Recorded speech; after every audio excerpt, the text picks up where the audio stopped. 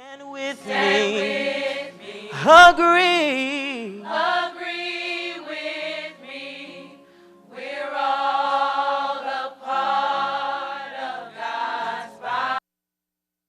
Once again, good evening, ladies and gentlemen. My name is Ms. Dara N. McCoy, and I'm the current president of the USF chapter of NAACP. Tonight, I cordially invite you to our convocational pre-show. For the moment, I'd like to invite you all to take a little ERP, and that's my acronym for entertainment, relaxation, and preparation. For the next 15 minutes or so, you will be delighted by various performers, some performing poetry, some singing, and some liturgical dancing. So without further ado, I would like to introduce our first performer for the evening. Her name is Miss Marilyn Shaw. She is a junior at the university, and her extracurricular activity involves being a part of USF Stars. Tonight, she will be singing for you, Still I Rise by Miss Yolanda Adams.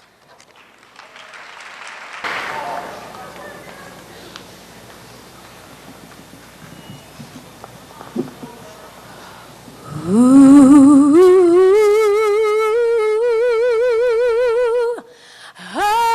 oh, hey, shattered, but I'm not broken, wounded, but time will heal. Heavy the load, the cross I bear. Lonely the road I trod, I dare. Shaken, yet here I stand. Weary, still I press on. Long are the nights, the tears I cry. Dark are the days, no sun in the sky. Yet still I rise, never to give up, never to give in against all odds. Yet still I rise high above the clouds.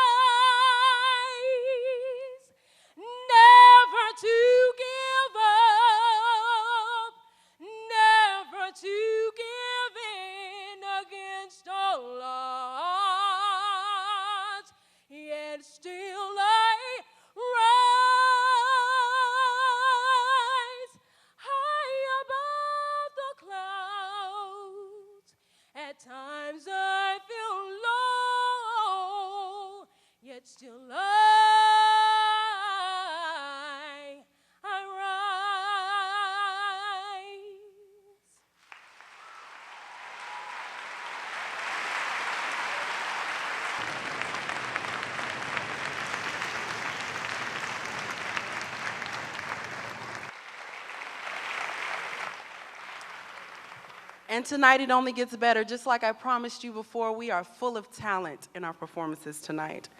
And next, coming to the stage, we have Miss Sharita Tyson. She is a senior at the university, and her extracurricular activities include being a member of Delta Sigma Theta Sorority Incorporated, as well as the Director of Campus Affairs for the Black Student Union. Tonight, Ms. Tyson shall be performing for you all an original piece entitled Slow Down.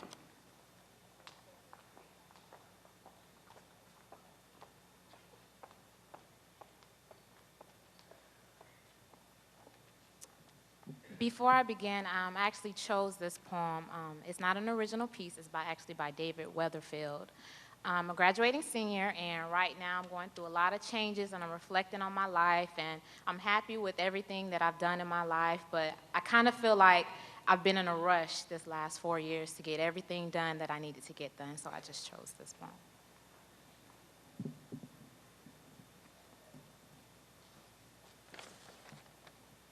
Have you ever watched kids on a merry-go-round or listened to rain slapping the ground? Ever followed a butterfly's erratic flight or gazed at the sun into the fading night? You better slow down. Don't dance so fast. Time is too short. The music won't last. Do you run through each and every day on the fly? When you ask someone, how are you? Do you even hear their reply? When the day is done, do you lie in your bed with the next 100 chores running through your head? You better slow down. Don't dance so fast. Time is too short. The music won't last. Ever told your child, we'll do it tomorrow? Or in haste, not seen his sorrow? Ever lost touch? Let a good friendship die? 'Cause you never had time to call and say hi. You better slow down. Don't dance so fast. Time is too short. The music won't last. When you run so fast to get somewhere, dang, you miss half the fun of getting there. When you worry and hurry through your day, it is like an unopened gift thrown away. So life is not a race. So take it slower. Hear the music before the song is over. Thank you.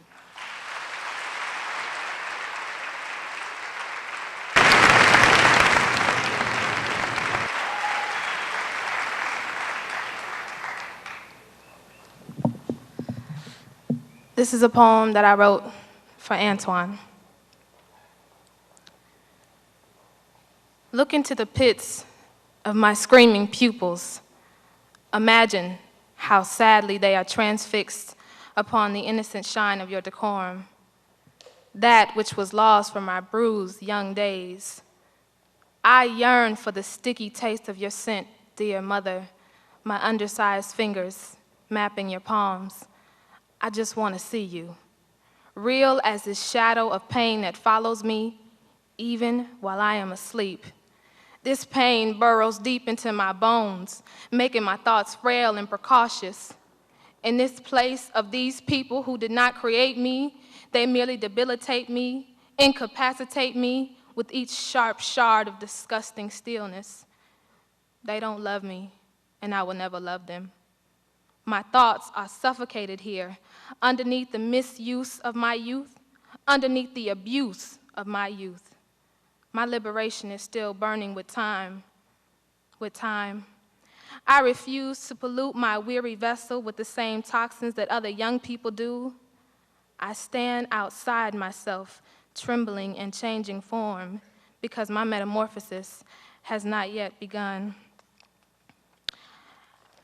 As I make myself impervious like an old window pane, my insides are rusted shut until the dryness that has made stones out of my stomach and the deafening noise in my gaze has begun to break down. I somehow lift my head, swallow fear, and still fight. Swallow the past indignations and still fight. Take a deep breath for the future as light begins to build inside me, as I learn my voice, my place, my home, and my power. And for the first time, I too can be a part of warm things, things that bring a fresh laughter to my face. I too can fly melodious and secure like a note in a pretty song. You would never think with so much life taken from me that so much gold could gleam from my fingertips. I am home. The gentle echo of innocence is ringing through this household, and I love it. A sweet woman calls to me, and I open my heart to her. She is beauty, rebirth, liberation, and most of all, love. I can love. Oh, I can love. And rise suddenly like a blooming rose in springtime sprinkled by sunlight, still growing above it all. And I am made a man, whole, complete, and loved. Thank you.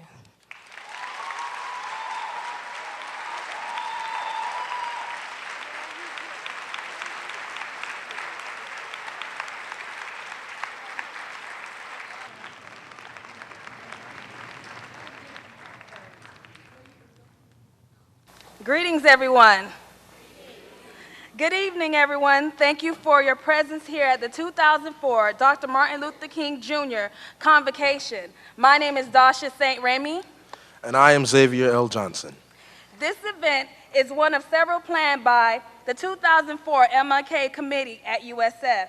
At this time, we will have our welcome by President of the University, Ms. Judy Ginshaw.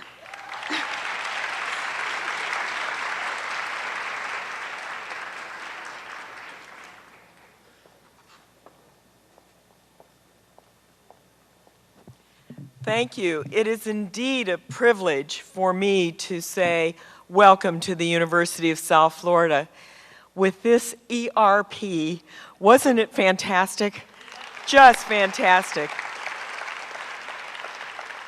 I just want to thank the MLK Committee, the Convocation Committee, all the students, faculty, and staff that have brought together this week-long festivities on behalf of Reverend Martin Luther King.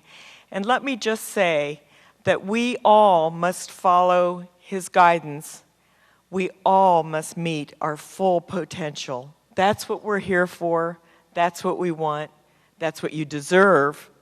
Let's do it. Thank you.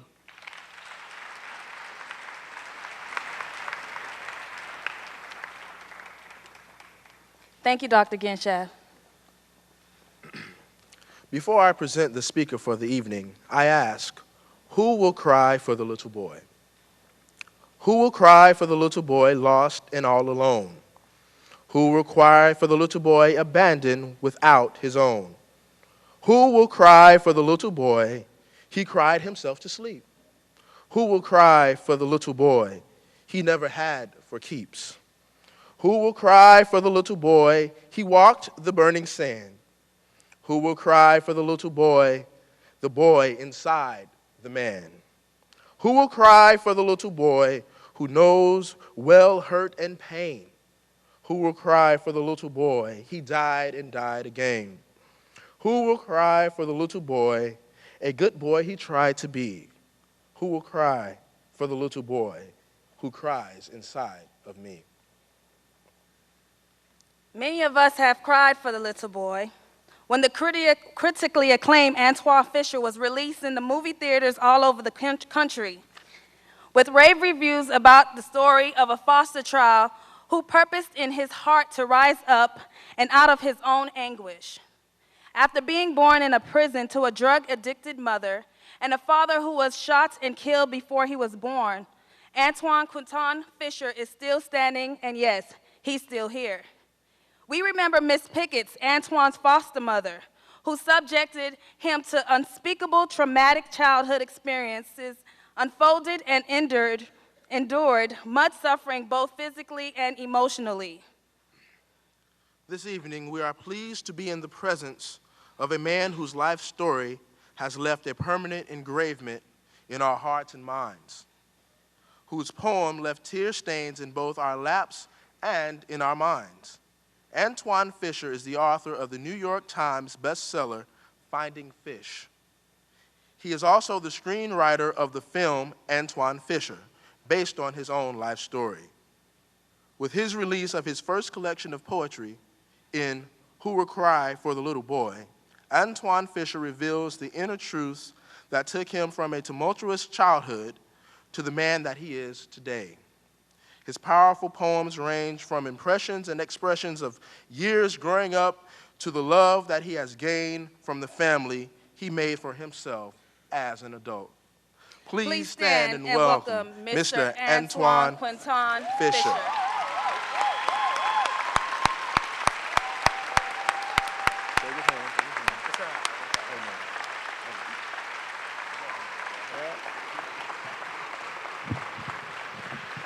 Hello.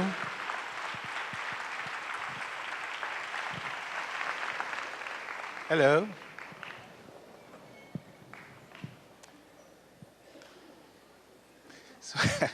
So I'm Antwone.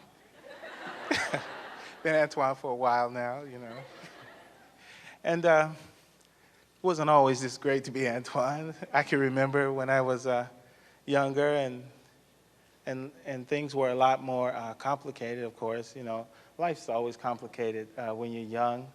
And I think that older people have to remember how difficult being young is, you know. I think some people, when they see children and doing things that they feel like they should not be doing, which is probably what they shouldn't be doing,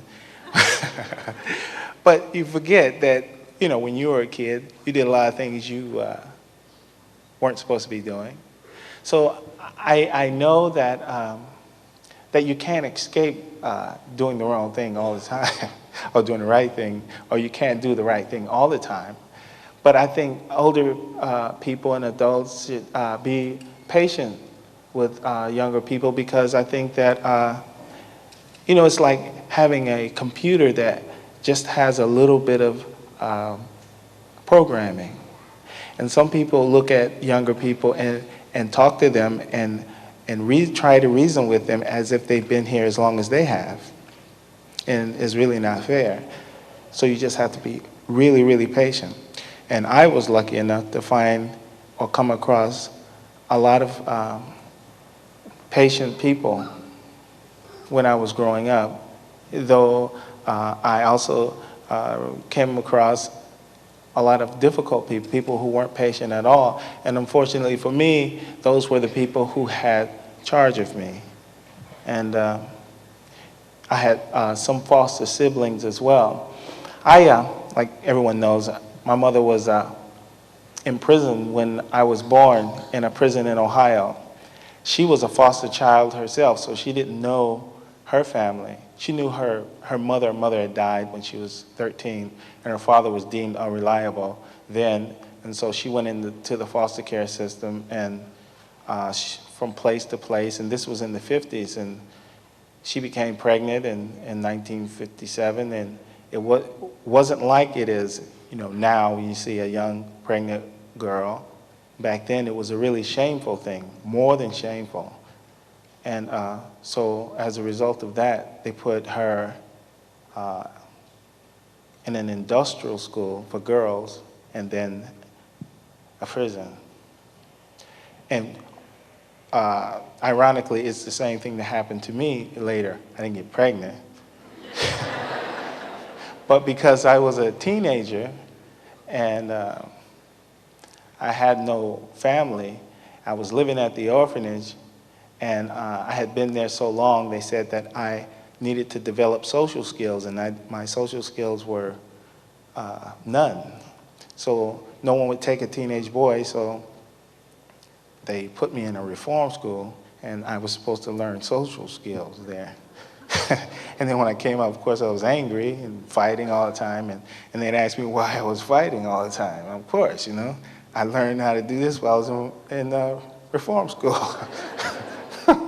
It's really funny about society and the social welfare system, and it seemed then to be more disorganized or less managed back then than it is now. And even now, of course, I'm not in the system anymore, but you know, when you hear about children being denied food for so long and they're eating wallpaper. And then when the authorities find out, the person only gets probation. And then a year later, they find her in another state doing the same thing. Or a kid that's been denied food and they put him in a Tupperware tub, his dead body. And, nothing happens to these people, not like they actually, the things that need to happen to them. But I was born there in Ohio, and my mother, of course, she didn't tell anyone that she was pregnant, anybody that she knew. And so the state took me, and she was supposed to come and claim me, but she never came to claim me. So I stayed in an orphanage for some time, and then I went to a foster home where apparently the woman loved me very much. She had another adopted son. His name was Butch. I found out his name later. But we were a family. But the social worker thought that my mother would come to claim me at some point, and because my foster mother was, what she said, was falling in love with me or holding me too close, back then they didn't like for the foster parent and the child to bond, so they took me away from her and put me in this foster home where I stayed for 12 years, where not only I, but we endured all manner of abuse, sexual abuse. We were beaten, tied up, outside, inside, down in the basement, denied food. And I think my foster brother's reaction to it was, at some point when he realized that he felt like he was never going to find the love that he needed for himself in this life, he became mean. And they made him mean much like you make a dog mean. I think some people don't understand that you can make a child a mean by mistreating him and denying them love and denying them things that they ought to have because they're human. And when they get to be 14 and 13 and they have some power and they're getting more power and they're able to go out into the world and make friends, some of these friends they're attracted to have the same issues that they do. And it's not that they become a gang, but they find something common and they band together. And my foster brother, he started a crime spree, and he told me that he was going to. He would always say that, but he did actually do it. And as a result, he's been in prison since he was 19, and he's 45 now. He gets out in 2007, first time up for parole in 2007. He got out once, and then he went back again. He was only out for, I think, 7 months. But the whole thing about his story is that the way I see it, I wrote about it in the book, and remembering how intelligent he was growing up, and he could not express it to anybody that act like it mattered. So over time, you know how your child wants to be recognized for something positive that they've done. Kid wants to be praised, wants to be told that they're beautiful or they're handsome or that they're needed in a way. Even little kids. And I think some people feel like they're just kids, so you don't have to go into that. But these are the times when you're building a human being. And if you don't do that, if you don't program the kid to expect love and to expect to be cared for, to expect to be treated right, to expect people not to molest them. And some people, some children, don't understand that they can say no or go in and get some help for the things that happen to them. People ask me sometimes, why didn't you ever tell anybody? It's almost like if it was always the way it was, it doesn't seem that strange to you, though you don't like it. And when I discovered, began to really think about it a lot in a different kind of way was when I met friends out in the neighborhood and realized that they weren't enduring the things that we were. And they were actually living with their actual parents.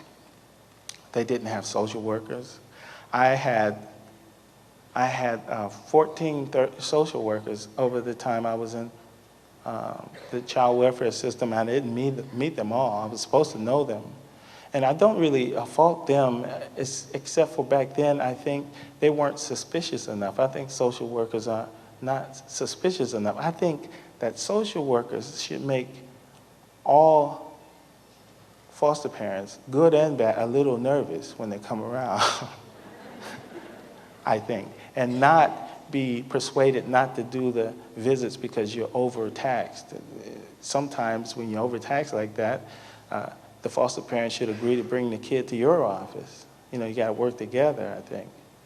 Well, I was always afraid. I remember I had this one social worker named Ms. Edwards, and I was thinking, I'm going to tell her some things that have happened recently when she comes. But I got scared, and I kept saying, well, if she asks me, then I'll tell her. But she never asked.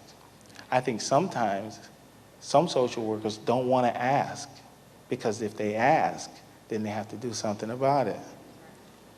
So everybody's doing wrong, you know. And then some of my social workers were so young, they were like 21, 22, 23. These were people who had just graduated college and wasn't sure that social work was what they wanted for their life's work. So you can't really blame them for leaving. I remember when I started to recognize that I would see some of the older social workers. I had known or seen them my whole time.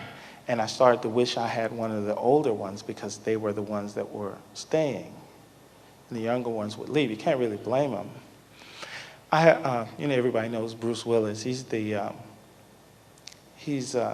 spokesperson for foster care and adoption. And he has like this great idea, right, that there should be a cabinet post for someone to manage or to be the watch person for foster care over all the states.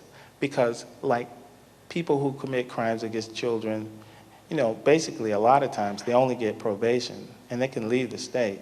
And then they go to another state and the last state don't know about their crimes. And they do it again. It's 50 states. You can do this for a while. And there are people who do that for a living. And it's the worst kind of business to get into. Take children into your home so you can get money for them. It's not a smart business to get into because the children eat. and they like need clothes, and you try to deny them food or try to get cheap food and cheap clothes for them, it's only going to be frustrating because they're going to start stealing. Because like all children, you want what your neighborhood friends have. You're watching TV and you see all this stuff on TV, and then you got to get Bobo tennis shoes, and then everybody has those Jordans, right? It's crazy. So if you have children in your house, you have to say, okay, I can take one foster kid. I can't take like 3, like my foster mother had 4. If she had just one of them, she might not have got so upset about the whole thing. Because kids make you, kids like a pain in the ass, right? I mean, it's the truth though, you guys were a pain in your parents' ass. It's the truth though. And when you have children, they'll be a pain in your ass. This is how it is. So you have to have some stamina, some love. You have to have some love for them. And you can't have, I don't care what nobody says, you just don't love a kid just because he's a kid. Oh, you see people that just love my kid. Why do you love my kid? Just like anybody, you have to grow to love people. You have to grow to love children. Some kids, are irritating. If you don't love them, you're like, hey, I got to see you back, man. But really, it's a wonderful thing to do, you know, to take a kid in, and you know, I have 2 children now, and it's like amazing thing to see, you know, in the morning. Yesterday, my kid, she goes to this school, and you know, I drive her to school every morning, and they're going to go on a field trip, and she tells me that she's going to get to ride on a real school bus. So you ride on a school bus every day. You know, and the things that I've been so fortunate in my life, even through my difficulties and the terrible times growing up, you know, I have to look at it this way in order to make it work for me. I have to say, well, everything is for a reason. And since I survived it, I have to continue to work on myself. And the young people here, you know, you have to remember that it's going to rain in your life like it rains, I don't know about in this town, but if you go to some places, it rains a lot. And that's how life is. The sun shines, it rains, and when it rains, sometimes it rains on the days where you really want to go out and do something. That's how it is in life. And so you have to prepare yourself, and you have to realize that it's going to rain, and when it does, don't panic, you know. Don't do anything that's going to make it difficult for you when the sun comes out and that you can't enjoy the sun. You know what I mean? I think my time of growing up, where I realized that the only help I was going to get was going to be through counseling. And it sounds crazy, you know, counseling, it sounds like I'm giving away something and I'm not getting anything back. And that's the way it felt in the beginning. But, you know, people, you know, when you hurt yourself, if you hurt yourself here on campus, you go out and you want to find the dispensary, you can get to the hospital, something to get yourself taken care of, you know. You have dental health, too, you know. You have to brush your teeth, guys, you know. I know you, man. No, I was kidding. No, you have to take care of yourself, right? It's what I mean, you know. And you get up in the morning, and you know that if something happens to your chops, you're going to have to go to the dentist, and that's available to you. If you fall down, if you play sports, or if you just fall down the stairs out here, you're going to have to go to a doctor, and you know that's available to you. Mental health is something that's important to human beings also. You have physical health, you have dental health, you have mental health. I know a lot of people don't like to admit or consider the idea that they have mental health. So everybody in here, you know, we all have mental health, and we'll walk out of the dentist office right by the psychiatrist's office, knowing you're crazy as hell.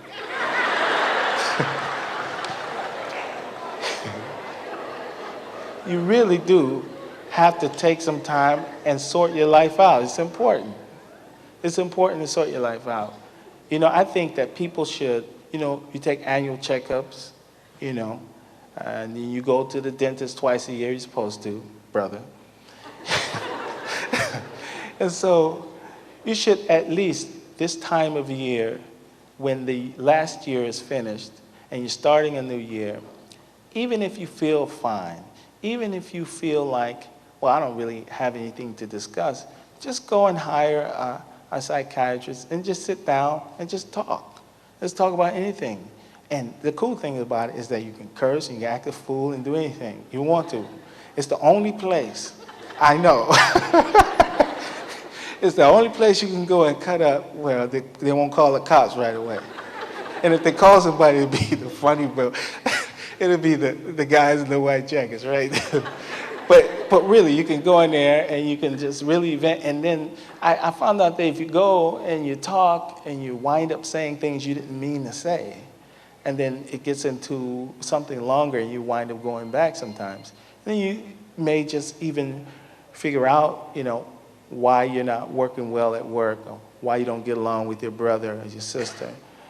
Because you have mental health. And if you never go and have counseling, it's like never going to the dentist or never going to the doctor. It's a bad thing. And some people have never been frank with anybody. And they've been doing this so long that they're afraid to go and talk to anybody about their life and themselves because they know they're dirty. You know what I mean? They know if they go in there and start talking, they'll start crying right away because they know they gotta let it out. Some people are angry because, and they don't realize that that's the reason why they're angry, because they need to go, and it's the only way to let it out is by talking. You can't get a blood transfusion and get that off of you. You can't get a filling in your tooth. I'm really trying to hammer home that you really have to get everybody. All y'all need to sign up. Anyway, that's a long speech, wasn't it? Anyway, I stayed with these people for 14 years, and I can remember so many things that happened. I wrote about a lot of them in my book, Finding Fish. And even through all the things that happened, I still loved them, and I always wanted to try to please them. It was the hardest thing about everything. And I found a family in the neighborhood kids that I met, and they were my entire world. If anybody read my book, the way I described them, it was so hard living that way. And my foster sister was the natural sibling of my foster brother that I mentioned earlier. And all the time that we lived together, I never knew that she had been being raped. And when she was 13, she had gotten pregnant by this preacher who had come to live with my foster parents. And she didn't want, well, the foster mother, of course, didn't want social service to find out about it, and abortions were illegal back then. Took her somewhere, and she could never have children ever anymore. And she always loved children, which is the thing, later on in life, everybody was her kid, and she wanted to be a teacher. She went to Cleveland State University and got a master's degree in education, and like 4 or 5 months after that, she died. She had a brain aneurysm. And I think about her and me and my foster brother, and I had another foster brother who it didn't fare so well, that of course, I feel like I'm the lucky one among us. And it's a part of the reason why I really like to try to talk to young people, because life could really be different. It's hard being a parent as well, so you have to remember that. Like I was saying to the parents that it's hard being a kid. Most parents, even though they may be older and they may have 4 or 3 or 2 other kids, 2 kids, it's not like they've been parents before. Even if like they had 2 lifetimes, and then like, okay, I remember last lifetime I screwed up, so this lifetime I'm gonna make it better. So everybody really, I know it sounds crazy, but you do gotta work together, So I stayed in this foster home, and there came a time when the other foster kids were gone, and it was just me. And my foster mother wanted to fill the rooms up with, she didn't want children anymore because they were getting older, but she got the idea to get these mental patients from the state hospital and fill the rooms up with them. And I became the orderly. I was 10 years old, and I had to dispense medication. And I had to bathe this one guy named Charles who couldn't take care of himself. And I was 10, and I was doing all of that. And of course, the social service office didn't know about that.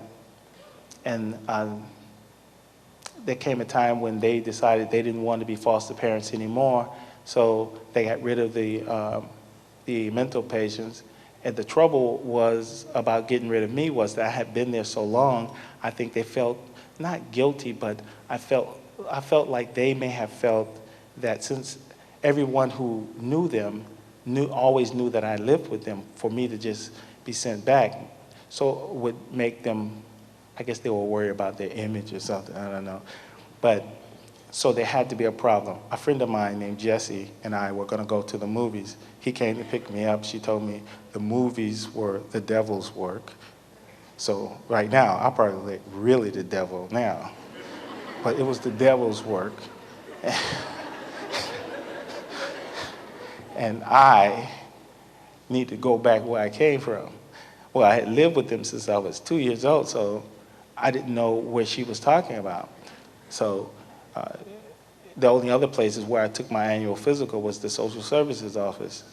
And so she gave me two brown paper bags and 50 cents and told me to go back where I came from. So I went to the social services office and they took me in. It's a bit of a story, but you can read about it in the book. But they put me in an orphanage where I stayed. Then they got the bright idea to send me to a reform school, thinking that would make me a better person or something. And I got out, and because I didn't have any family, no uncles, no aunts, no cousins, no one, they put me in a men's shelter. And so I stayed in a men's shelter for a while, and there was these guys who were promising to rape me, and I didn't know that men could be raped. It's true, they can be. Be careful, brother. It can happen. So they said, so I found protection in this guy named Butch. He was a pimp. And he gave me a job collecting money from prostitutes and rolling joints and doing, running for sandwiches or whatever. And he paid me to do this. And, you know, I had never had like $100 before of my own. He would give me $100, $200. I had to keep this money in my shoe. And I had his money. Sometimes it was like, you know, I don't know, $1,500, $2,000. Sometimes people would give me money. He would always say, if the cops stop you, you're a minor, and as long as you don't say anything, everything will be fine. I'll take care of you, don't worry about anything. And I believed him. I wanted to believe him. And he was more of a father figure than I had ever had before. And I wasn't the only kid out in the street like that he had in his employ. And we were like, it was like almost like Oliver Twist, except for we were clean and we had clothes and that. He also, at some point, he started giving me these cards, and they had addresses on them. And he would send people to me to buy the cards, and I'd take the money and give them the card. Yeah. And now one day, I had this regular customer, he'd always come on Friday, he probably was his payday, he would come and get a card. And this particular day, Butch had sent this one guy, and the guy told me Butch said that he could have all the cards, but I saved one for my friend. Friend never showed up, probably was something that was just supposed to happen. And when I gave Butch the money and the cards and everything that I had to give to him, he asked me, why did I have it? And I told him, you know, my regular customer never showed up, so I didn't give it to the other guy because I had a regular customer. And then he started beating me up. Beat me up so bad I probably should have went to the hospital. And everybody who were claiming to be my friend, these people, prostitutes and friends of his, they're all standing there, and he was beating me. And then the beating, to me, seemed like, you know, it may not have lasted that long, but if you're getting beat like that by an adult with his fist, it seemed like a long time. You know, he was kicking me and you black out and the whole thing.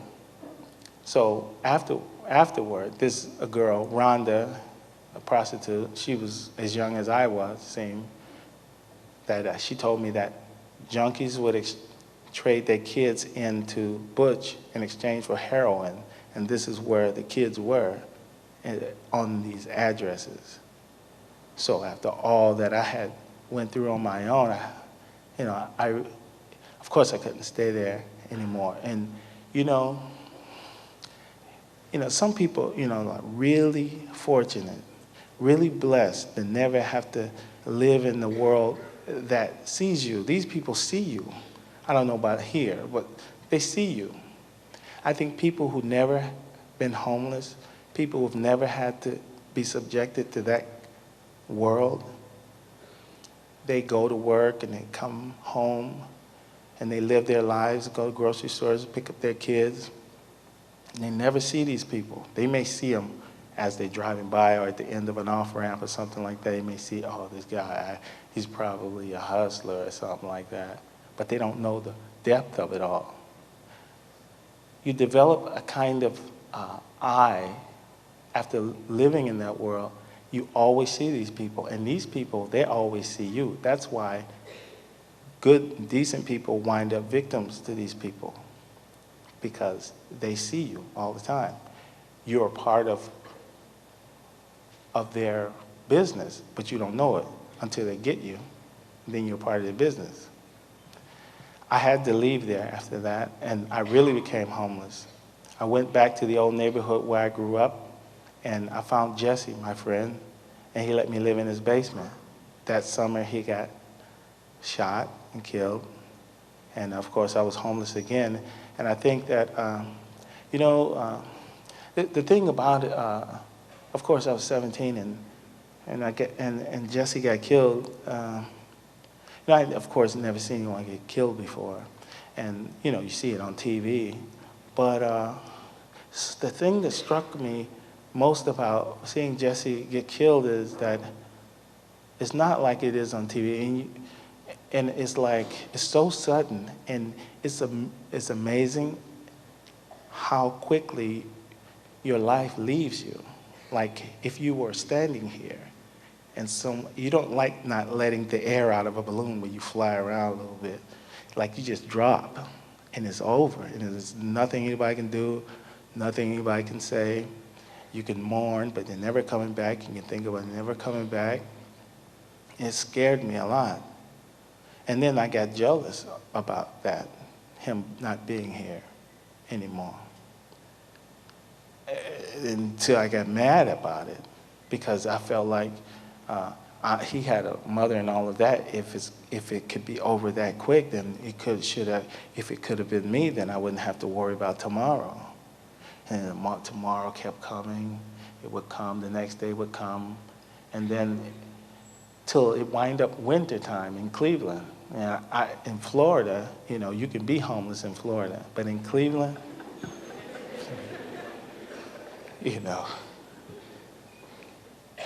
And people didn't expect me. I was 18 then. I turned 18, and I didn't realize my birthday had come and gone. I was such in that kind of, I was like, I couldn't tell what days it was at some point, like Wednesday feels like Tuesday, what time it is. And one day, make it shorter, I saw this sign that said, "Join the Navy, see the world." So I wasn't doing nothing else. So I went in, and I joined the Navy, and I spent 11 years in the Navy, and some of it is depicted in the book and in the movie. But I think the most positive thing I got out of the Navy was being able to, or learning how to free myself, to help myself by being honest. I think that I was an honest kid, honest to myself. And the one thing about mental health and getting help, if you can be honest, it makes it a lot easier. It hurts and it's difficult, but it makes it easier. And I got help. I traveled all over the world, and I really did well after I had my angry spell in the Navy. Of course, I was in the right place to have that situation happen. If you were a civilian and you started fighting, of course, the police come, and then they take you to jail, and then they know about you. You fight again, you go back to jail again. Then you start knowing people there, and they know you, the police know you. But in the Navy, they'll lock you up too, but then you're locked up with other sailors, It's not like murderers or people like that. They put you on restriction, take your money, and things like that, and they give you an opportunity to change. And I think the hardest time for young males is like between 17 and 26. It's the hardest time because people expect a lot from you. It's hard. Everything is hard. So you can't actually become an adult on paper, and it's frustrating. You can't actually get a job to sustain yourself, let alone children and a wife. So I think I didn't have children until I was 37. I'm still young, see? I have kids, too. So I think a lot of that, your 20s are for having fun. And, you go to school, you get out. It's nice to be able to travel, go to Canada, go to South America, have some fun, even join the service if you're not scared, and go afar, go to Europe, and then come back maybe 29 or 30 and start thinking about establishing yourself more. You have to establish yourself in the 20s too, but you have to have a time in your life when you're totally free. If you have children when you're 21, 22, 25, I mean, how could you possibly have anything to say to a kid? How could you have anything, because you're not, I mean, you could tell them about the good times in high school and that kind of thing, but you need to have some fun. You need to have some fun. You need to be hurt. You need to be beat up. It's true. It's true. You need to, that's where you learn. I think most people learn their greatest lessons through the painful times they had. I think people, when they're happy, they gloss over a lot of things because they're too damn happy. And they miss a lot of stuff. But when you're sad and you're reflective, you remember things and you take more time with the things that are happening. Sometimes smart people even go and try to find someone to help them figure out what's going on. So sadness is good too, so don't jump off the ledge in the middle of it, because this could be a lesson in there for you that might help you when you become a parent. So when your kid goes through it, you can do something for them. You can't have a kid when you're 25, come on. You gotta wait, like me. You get 37, and then you have kids, right? For a guy, that's a good age for a guy. Girls, don't do it. And my wife, she was 30, and I was 37.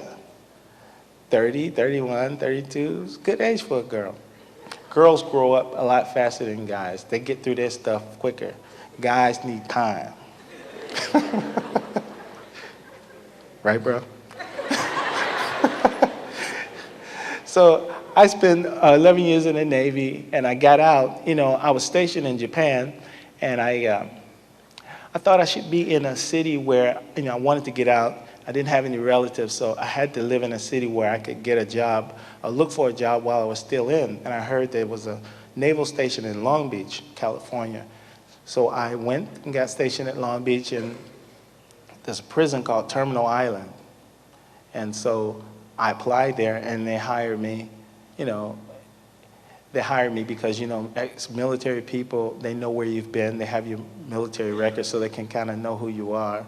So it was an easy job for me to get. I got out, went to Glencoe, Georgia, to the Federal Law Enforcement Academy, and came back to the prison. And I worked for 3 years, and you never want to go to prison either.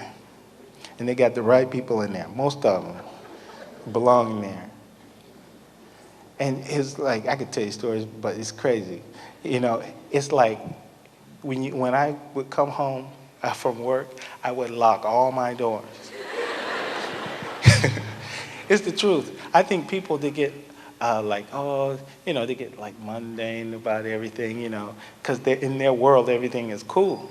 But like I said, there are people who see you that you don't see. And if you're just the kind of person that floats around playing your music loud, and they've been looking for a stereo or a car with a nice stereo, some people don't live their life. You don't want to be paranoid, but you do have to be careful. When you're young, you don't necessarily always think that way.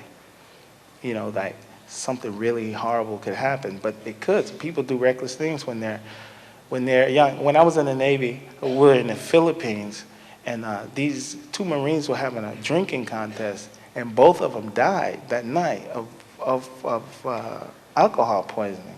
I had never heard anything like that, but it happened all the time. Drinking, and this guy, he's drinking people under the table. He's drinking, right?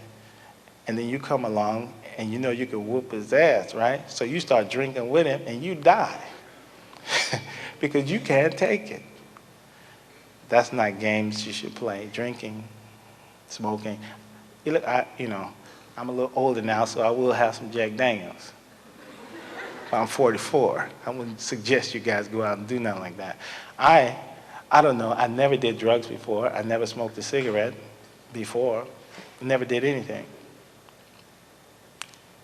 Because, you try to keep yourself, it's hard to imagine that you actually have a heart and a stomach and intestines and all that inside. It's hard especially when you're young. It's hard to walk around thinking like, if somebody punched me in my head, or if I punched this guy in his head, he could possibly die.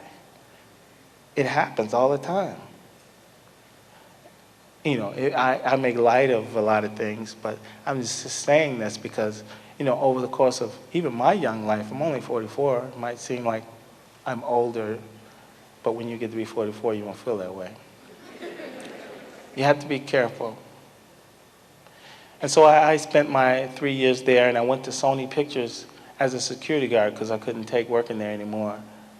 I would walk through counting inmates in the middle of the night, and they'd be crying, murderers crying because they miss their mama, they miss being at home, or they're looking through their photo album, and the photos are from the 60s because they've been in jail that long, and all these people are not in their lives anymore. I was a guy in the prison, he got 20 years because he was friends with a person who was a drug dealer, and he wasn't dealing drugs, but he was friends with a person. So when the police came to him, the FBI or the DEA came to him and says, "Oh, we know you're not a drug dealer. We've been watching him. We know you're not. You're just his childhood friend. But we do know, or we think that you know what he's been doing. So you have to tell us. You have a obligation as a good citizen to tell us what he's been doing." And you say, "Well, I'm not going to snitch on my friend." Slam! 20 years. Conspiracy to keep it away from the government. And he's sitting in jail for 20 years. And he's 25, so when he get out, he's going to be old. He's going to be older than me. No, but this is stuff that happens. And you think, sometimes you can think, oh, this is cool, I'm going to hang out, and I know he's cool, he got a fly ride, I'm going to kick it with him. And then next thing you know, the cops all over you. Stuff can happen. There was one guy his mother was in the MDC, the jail, is where you go before they send you to prison while you're waiting for your trial. They arrested his mother because he was dealing drugs out of her house while she was gone. And then when the cops came to swarm on the house, he wasn't there. So they arrested his mother. When he heard that the mother's house had been raided, he never showed up. So when his mother came home from work, they arrested her. And so he wouldn't show up to try to vouch for his mom. And so his mother stayed in the jail for like 3 months before he showed up. And then they took his mother's house because he was dealing drugs. They don't care. And there's some guys in jail thinking like, I got 20 years. They ain't gonna, some guys got 40, 50 years. And they cannot conceive that in 50 years from now, they're still gonna be in prison. They think something's gonna happen. Somebody's gonna realize that they're a good person because they've been reading the Bible and they're gonna get out. Think about all this stuff. Anyway, I went on to become a big screenwriter. Write books, make it short, writing books and stuff. And I have a directing job now at New Line of a movie I wrote. And I've written 9 screenplays, and I've sold them all. Everything I ever wrote, I always sold. I've been writing for 10 years. Some people think I just started writing because the movie came out. That was the first screenplay I wrote, and I wrote it like 10 years ago. And I got an honorary doctorate degree. I'm Dr. Fisher. I forgot about that.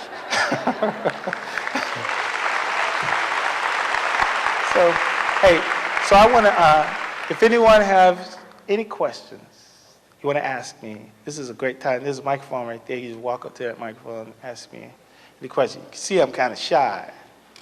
So you got to, don't hit me with the hard question, Did you marry that lady in the...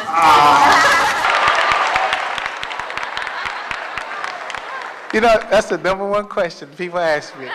They had a bet going on how quick it would be, they said within 5 questions, somebody would ask me that. That first question. No, I didn't.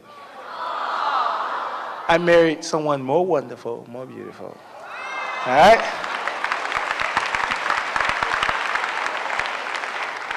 I have another one too. What was the reform school you went to in Pennsylvania? Like, It's what was that called like? George Junior Republic. It was in Eastern Pennsylvania. GJR. Yeah, they call it GJR. He must have went there too. Huh? All right, bro. So we homeboys. Okay. Slim Jack? That's right. You look like him. I'll see that. It's a good deal, man. All right. Yeah, Slim Jack, he was a good man. He was hard, but he was good, though. He was a bunch of bad kids, you know. He had to be hard. Yeah. What was the transforming moment in your life when you were able to move from all of the experiences that you had to be able to turn that into the screenplays and movies that you wrote? I don't know, it's still going on. Things that happen to you in your younger life, it still goes on. I mean, like I have mental health. But So- how did you get to put that into a movie? How did you move into How that? did I do it? I don't know. I think it's still a part of having mental health and recognizing that you need help. You have to get to a place of honesty and the toxic shame that you have, because at that time I did have a lot of shame over things that I didn't have any control over. You have to get to a place where you can get a little bit past that too, and you have to be honest when you're starting to work. But it's just like this building. And I can't forget about any of those things. People tell me, you should forget about that, forgive and forget about those things that happened. That's wrong, and that whole notion of forgiveness, let me tell you about all of that, and I'll tell you. Now, forgiveness. Forgiveness is something you do for yourself. I can't punch you in the eye, and then you go, hey, why you punching me in the eye? It hurts. And then I say, you have to forgive me. I'm sorry, I really am. And then you say, oh, well, okay, since you asked me for forgiveness, I'm going to forgive you. Forgiveness is like, you punch me in the eye, okay, you have to understand something. I love myself more than I love you. So, since I like you, you're on probation. And the next time you do something to me, I'm going to cut you out of my life. So there's a penalty, a price to pay for mistreating me. That's what forgiveness is. Loving yourself enough to say to other people, I love myself. You want me to forgive you? You want me to pardon you for what you do to me? I'm going to give you an opportunity not to do it again. Okay? Forgiveness. And about people telling you forget about your life, these things, little things, everything that happened to you in your life, even the things you don't remember, are the building blocks of your life. If your life is like this building, if you had a bunch of terrible things that happened to you in your young life, and you say, well, I'm going to forget about that, you start taking these bricks out of here, especially at the bottom, the whole building will fall down. You can't forget about your life. You can't let people convince you that you need to pardon them. They need to understand that you are a person that loves herself. That's Antwone Fisher, though. That's just me. I'm not sure if you touched on it in your book, but the movie was kind of cut short with the relationship with your mother. I don't have a relationship with my mother. You see, that's another good question. I never knew my mother. They just said she was my mother. I believe them. I believe if they did a DNA test, I believe that I would be her son, genetically. But when you say mother, it brings up a whole notion in my mind. I don't remember her ever wiping my nose. I can remember people tying me up, and I don't remember her ever showing up. I don't remember any of that. When I met her, I had compassion for her, and I still do. But after talking to her and trying to create a familial relationship, we don't have anything in common. So we spent a lot of time trying to think of something to talk about. Me being the realistic guy that I am, I felt like, well, what's the point? But I did make an occasion for my mother to meet my oldest daughter because I felt, well, it is her mother, a grandmother. So I took her to Cleveland, met her at her brother's house, my uncle, and she cursed out my kid. So we can't be having that. So how much is this particular mother worth? You know, you go to the bank and you be like sniffing around for some change, some money, and some love, and you know, like, hey, I got an account in here somewhere. Y'all need to look it up. Ain't no account, you know. You know, if she needs me, I'll buy her. I tell you, I buy her a coat every year, every October, a nice big furry one, which is more than she did for me when I was sleeping outside in the dead of Cleveland's winter. Thank you. That's love.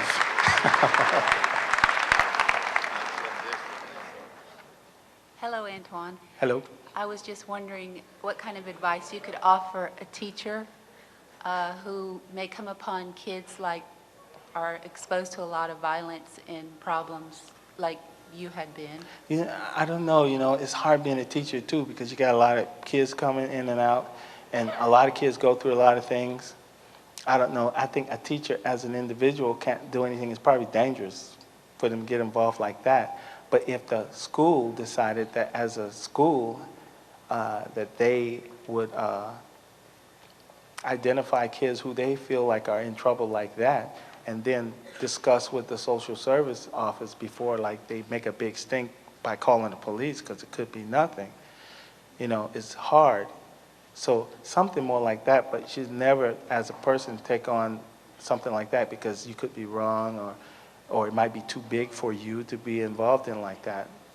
I think you had mentioned a little bit about how social skills prevented you from being adopted or something, but... Well, they felt like I hadn't developed socially.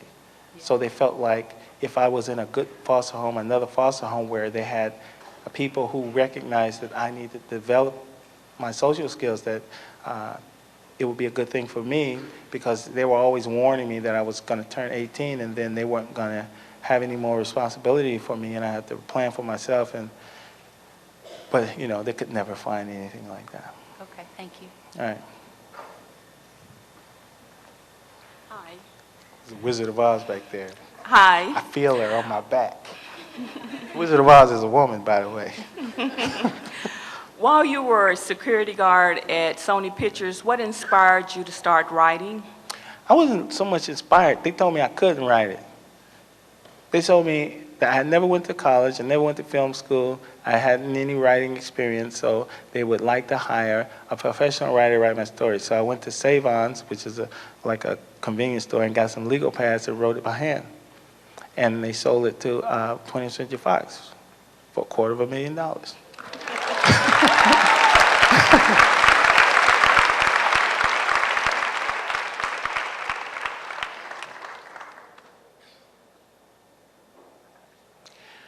Okay.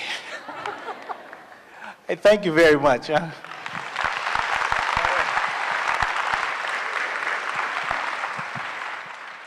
I need you to survive. You are important to I need you. I need you to survive. I need you. Look at your neighbor and say, I need you.